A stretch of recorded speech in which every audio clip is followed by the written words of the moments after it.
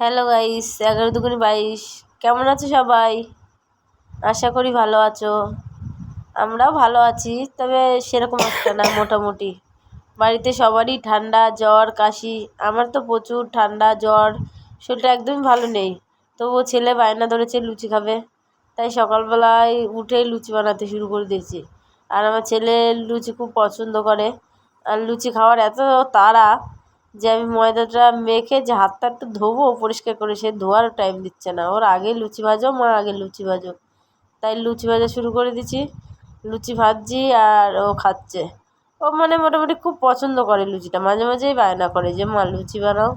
ও লুচি খেতে খুব পছন্দ করে। তোমরা কে কে লুচি খেতে পছন্দ করো আমাকে জানিও কিন্তু। আচ্ছা, লুচি তো ভাজা হলো, এখন আসল কথায় আসি। আসল কথাটা হচ্ছে, বন্ধুরা, তোমরা কি আমাকে পছন্দ করো না, নাকি আমাকে ভালোবাসো না? কোনটা আমি কিছুই বুঝতে পারি না।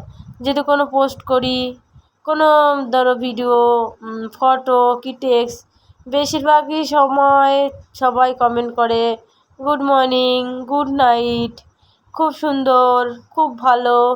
মানে এছাড়া আদার্স কিছু কোনো, মানে এমন কোনো কমেন্ট আমি পাই না যেটা আমার পড়তে ইচ্ছে করে, যেটা আমার শুনতে মানে ভালো লাগে। এরকম ধরনের কেউ কমেন্ট করে না, কেন আমি বুঝতে পারি না।